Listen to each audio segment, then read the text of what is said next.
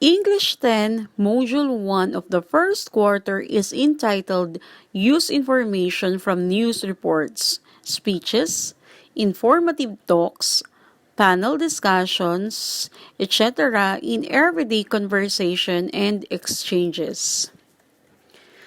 The following objectives, after going through this module, are identify the functions of each type of exchange or conversation, explain the different types of exchanges or conversation, note important details, and use the information gathered from the exchanges in everyday life. Let's have first a warm-up. Identify the following whether they are primary source of materials, secondary, or tertiary source of materials. Let's discuss the differences of these three.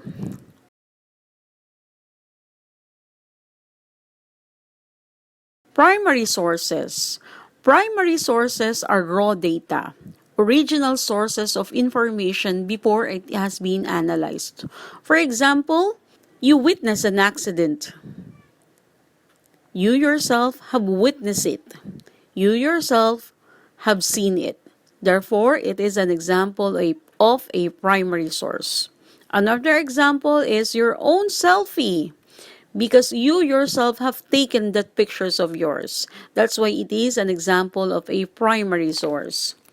Next one is secondary source of information.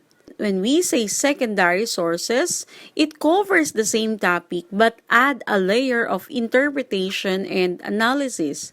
So for example, somebody gave a comment to your post. So it is an example of a secondary because somebody has given its or analysis on it. Another example is modules. And the last one is what we have called tertiary sources. So when we said tertiary sources, these are sources that identify and locate primary and secondary sources. Example, the news feed of your social media. Why it is called tertiary sources? Because it is a combinations of different posts from different people, different comments given from different people as well. So it is an example of a tertiary sources. So let's have another exercise. Identify the following whether they are primary, secondary, or tertiary sources. Now, how are these related to your everyday exchanges or conversations? So, to be able you to understand more about the sources of information, I will be discussing different example of other sources of information.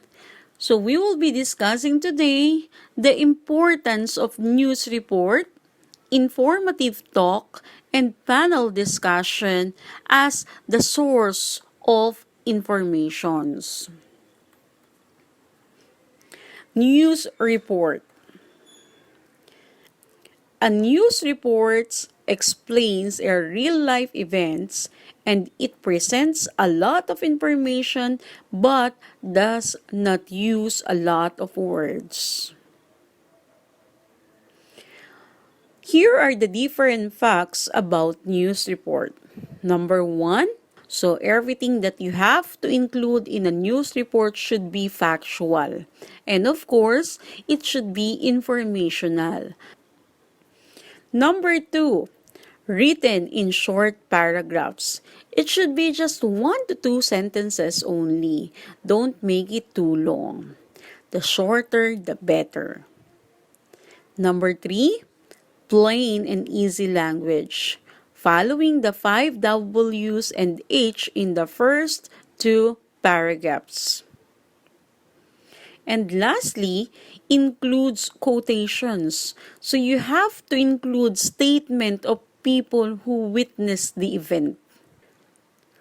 So let's discuss some important parts of a newspaper. The first one is what we have called headline. This is the title of the article. As you can see in this example, the arrow where it is pointed. The other important part of a news report is a lead paragraph. The lead paragraph is the first paragraph of the article that answer the 4 W's. And the 4 W's are what? What exactly happened? Who? Who was involved? Where? Where did it happen? And when? When did it happen? The second paragraph of a news report explains the how and why the incident happened. The third paragraph includes at least one quotation from someone who was part of the incident. The fourth paragraph includes the additional information the reader might want to know.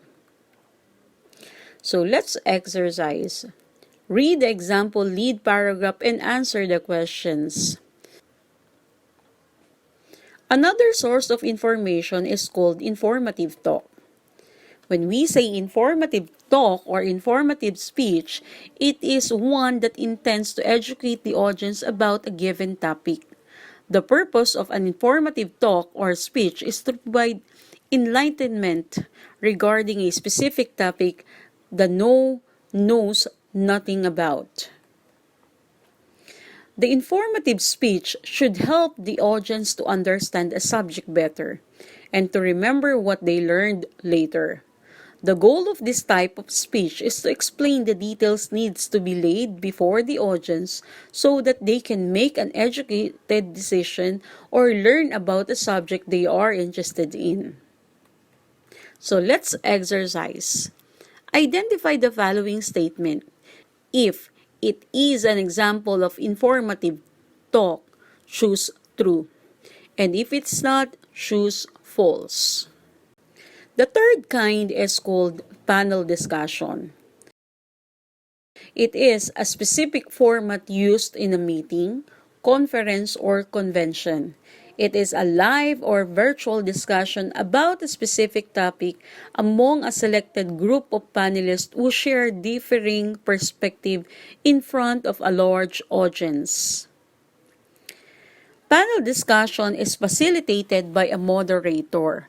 The moderator guides the panel and the audience through the event.